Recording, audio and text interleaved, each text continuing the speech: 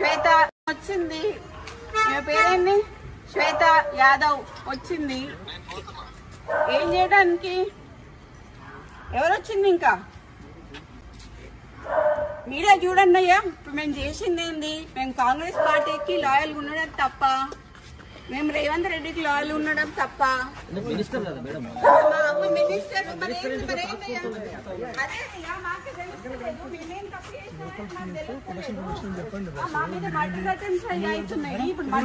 కదా ఇది.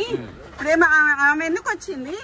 ఇప్పుడు అంటే మా అమ్మ ఇప్పుడు లేడీ కానిస్టేబుల్ వచ్చిందంటే, లేడీ ఎస్ఐఓ సిఐఓ ఆమె నాకు తెలియదు, వచ్చిందంటే మా అమ్మని అరెస్ట్ చేయడానికి వచ్చినట్ట, అంతేనా? గవర్నమెంట్ లో ఉన్నటువంటి ఒక మినిస్టర్ కదా మీ అమ్మ.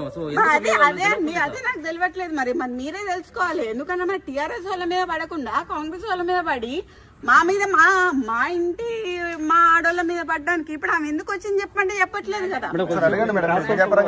ఆ టాస్క్ ఫోర్స్ వాళ్ళు ఇంతకు ముందు వచ్చి మా ఓఎస్డీని నిన్న టర్మినేట్ చేశారండి. టర్మినేట్ చేశారు.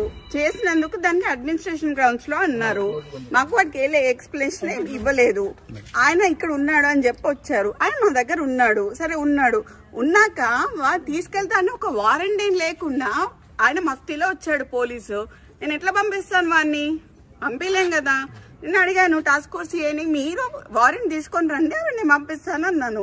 ఇగో ఇప్పుడు జూబ్లీ హిల్స్ వాళ్ళు వస్తున్నారు అని చెప్పి మాకు ఇన్ఫర్మేషన్ వచ్చింది. మినిస్టర్ గారు తీసుకెళ్లిపోయారు. ఇప్పుడు వాళ్ళు ఎందుకు వచ్చిందో చెప్పమని చెప్పండి. మేడం మీరు సుదీర్ఘకాలం మీడియా రాజకీయాల్లో ఉన్నారు, అతను కూడా ఉన్నారు మేడం. అసలు అతని పైన ఆయన రాజకీయాలలో లేరండి. ఆయన ఆరోపణ వాళ్ళు చెప్పాలండి. ఆరోపణ అనేది వాళ్ళు చెప్పాలి. వాడు రాజకీయాలలో లేడు. ఎక్కడన్నా వానికి ఒక పోస్ట్ ఉందా అని అడగండి. వానికి ఒక విజిటింగ్ కార్డ్ లేదు, వానికి ఒక లెటర్ హెడ్ లేదు, వాని సంతకం ఒక పేపర్ మీద ఉండదు.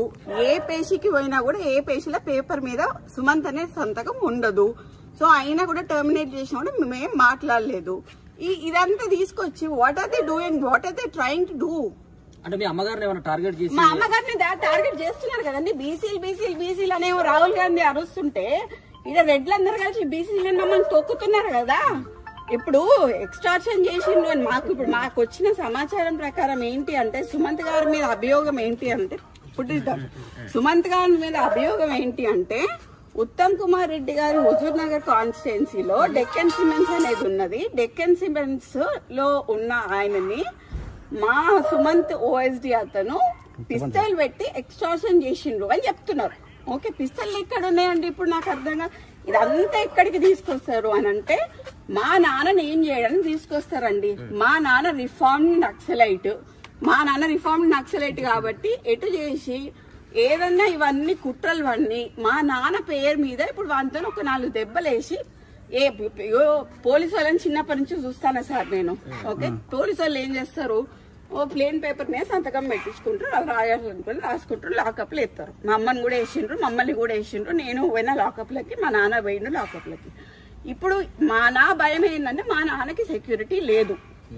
ఇప్పుడు ఈ ఎక్స్టార్షన్ కేసు అని వాని పేరు మీద పెట్టి దీంట్లో మా నాన్న పేరు చేర్చి మా నాన్నని తీసుకొచ్చి ఆర్మ్స్ యాక్ట్ పెట్టాలనేది వాళ్ళ ఉద్దేశం అనేది నేను అనుకుంటాను. దాంట్లో కూడా ఫర్ యువర్ కైండ్ ఇన్ఫర్మేషన్, మాకు వేం నరేందర్ రెడ్డి గారు చెప్పిన ప్రకారం ఏంటి అంటే, ఉత్తమ్ కుమార్ రెడ్డి గారు ఇచ్చారని చెప్పారు. నేను ఉత్తమ్ కుమార్ రెడ్డి గారితో మాట్లాడితే నేను అసలు ఇవ్వలేదు, ఒక కంప్లైంట్ కూడా రాయలేదు, నాకు కంప్లైంట్ తో సంబంధం లేదని ఉత్తమ్ కుమార్ రెడ్డి గారు చెప్పారు.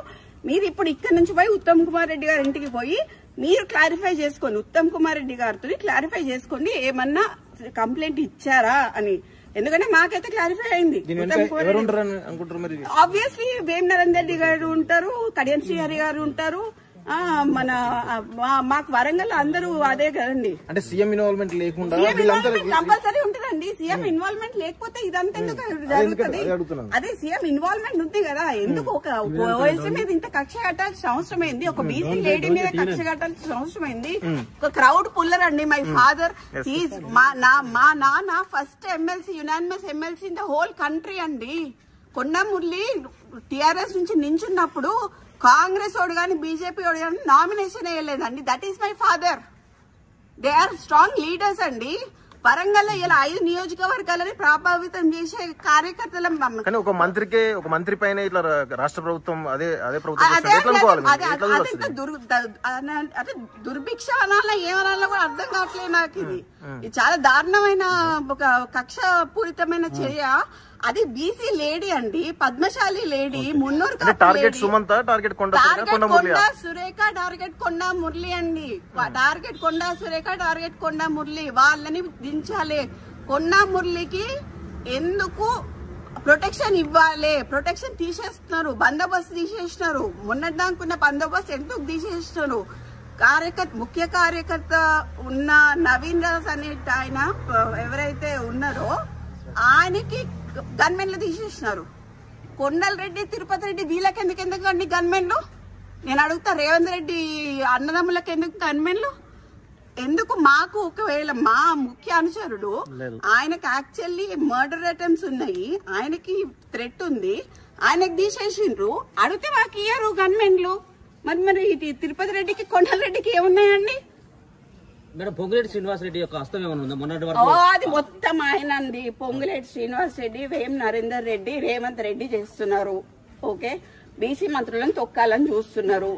ఇది కరెక్ట్ కాదండి. తెలుగుదేశం మేము తెలుగుదేశంలో కొట్లాడినాము, టీఆర్ఎస్ లో కొట్లాడినాము, అన్నిట్లో కొట్లాడినాము. కానీ ఇట్లా సొంత పార్టీలనే మాకు ఇట్లాంటివి జరుగుతాయని మాత్రం మేము ఎప్పుడు అనుకోలేదండి. చాలా దురదృష్టకరం. అండ్ దీంట్లో నేను మాత్రం ముఖ్యంగా చెప్తున్నా, యాజ్ అ డాటర్ గా మా నాన్న దీంట్లో మా నాన్నని గాని, మా అమ్మని గాని, మా ఇప్పుడు సుమంత్ అనే అతన్ని గాని, అతను మా ఫ్యామిలీ మెంబర్, వానికి గాని ఏమైనా హాని జరిగితే మాత్రం తీవ్ర పరిణామాలు ఎదుర్కోవాల్సి వస్తుంది గవర్నమెంట్.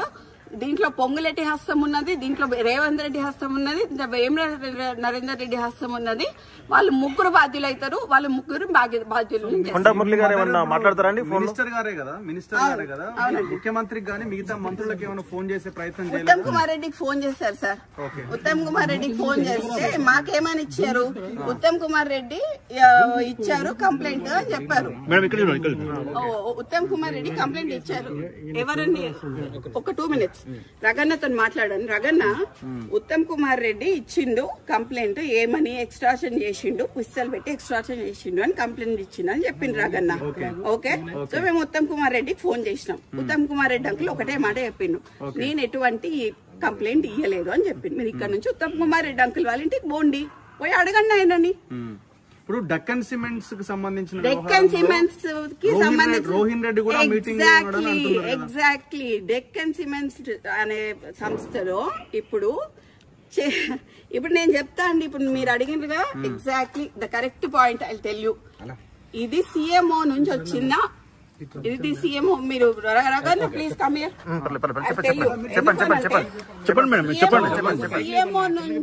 సిఎంఓ నుంచి ఎవరు ఇప్పుడన్నా మీరు చెప్పిన పేరేంటిది? రోహిన్ రెడ్డి. ఆయన ఎవరు?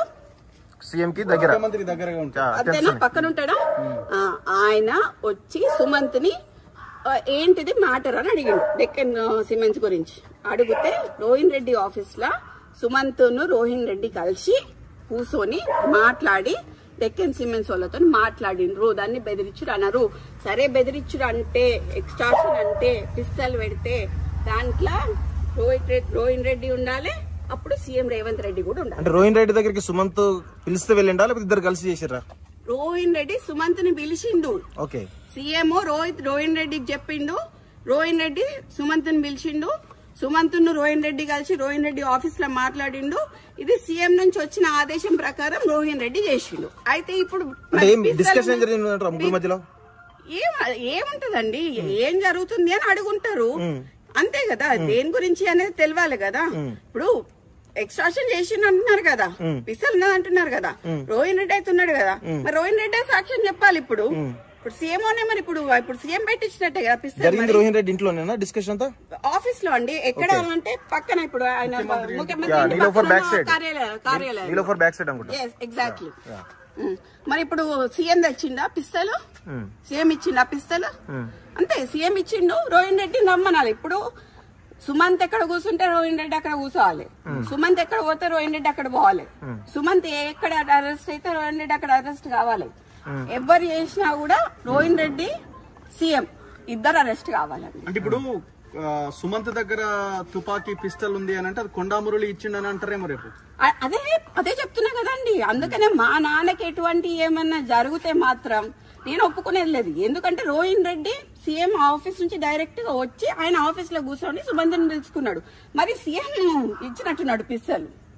సీఎంఏ ఇచ్చుంటాడు కదా. ఇక్కడ నుంచి ఇక్కడికి వచ్చింది అని అంటే పిస్టల్ సీఎంఏ ఇచ్చుంటాడు కదా.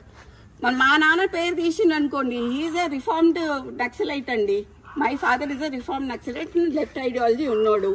సో దాన్ని బేస్ చేసుకొని అంతకు ముందు కేసెస్ ఉన్నాయి. దే ఆర్ ఆల్ ఎగ్జిక్యూటెడ్, అన్ని అయిపోయినాయి కేసెస్. మళ్ళీ ఇట్లా కక్షపూరితంగా చేద్దామని ట్రై చేస్తున్నట్టున్నారు. ఎట్లా కొండమురళిని దొక్కాలి, వరంగల్ కొండమురళి నడవద్దు, కొండమురళి బయటికి వస్తే జనాలు వస్తారు, ఇవన్నీ బీసీ లీడర్లను దొక్కాలి అని చూస్తున్నారు. ఆ ఇద్దరు బీసీ లీడర్లను దొక్కితే ఏమొస్తుందండి? కడియం శ్రీహరికి ఏమొస్తుంది, వీళ్ళందరికి ఏమొస్తుంది?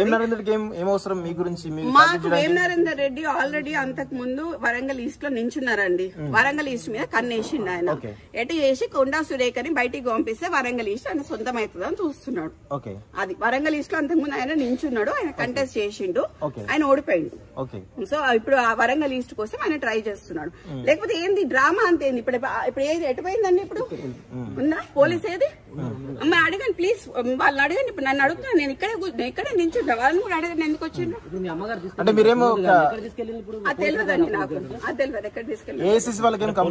మీనాక్షి మ్యామ్ కైతే మేము చెప్పడం జరిగిందండి, బట్ ఇట్లా ఇంతవరకు జరిగేంత వరకు అయితే చెప్పలేదు. జస్ట్ ఉత్తమ్ కుమార్ రెడ్డి గారు ఇచ్చారు, ఇట్లా ఇట్లా అని చెప్పారు అని చెప్పాము. ఐజీ గారికి కాల్ చేసి చెప్పారు. వేం నరేందర్ రెడ్డి ఏమన్నారు అని అంటే, ఒక మంత్రి చెప్తే మేము తీసుకోవాలి కదా అని అన్నారు. కానీ ఒక మంత్రి ఇంటి మీద దాడి చేయడం అనేది అయితే నేను ఎక్కడ చూడలేదు. ఒక మంత్రి ఇంటి మీద దాడి చేసి ఇంతమంది పోలీసు వాళ్ళని తీసుకొని వచ్చి తీసుకుపోవడం అనేది ఏందనేది నాకు తెలుస్తలేదు.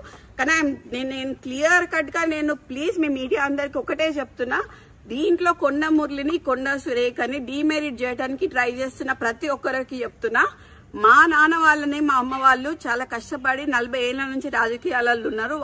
వాళ్ళు ఎంత తొక్కాలనుకుంటే వాళ్ళు అంత పైకి ఎదుగుతారు, అనవసరంగా పెట్టుకుంటున్నారు. ఇదంతా CM Vem Narender Reddy and Ponguleti చేస్తున్నారు. నేను క్లియర్ గా చెప్తున్నాను. సీఎం ఇప్పుడు నాకు ఎక్స్టార్షన్ కేసులో వాడి దగ్గర పిస్తల్ దొరికింది అని చెప్పి ఉత్తమ్ కుమార్ రెడ్డి ఇచ్చిన లెటర్ కంప్లైంట్ మాకు కావాలి, మేము చూడాలి. అది ఒకవేళ ఇచ్చిండ్రు అని అనుకో, అప్పుడు రోహిన్ రెడ్డి కూడా పార్ట్నరే కదా. రోహిన్ రెడ్డి కూడా అక్కడనే ఉన్నాడు కదా. రోహిన్ రెడ్డి పోవాలి కదా. రోహిన్ రెడ్డి అంతకు ముందు ఎక్కడ ఉన్నాడు? సీఎం ఆఫీస్ లో ఉన్నాడు కదా. మొత్తం అందరి డేటాలు దిద్దాం, ఫోన్లు.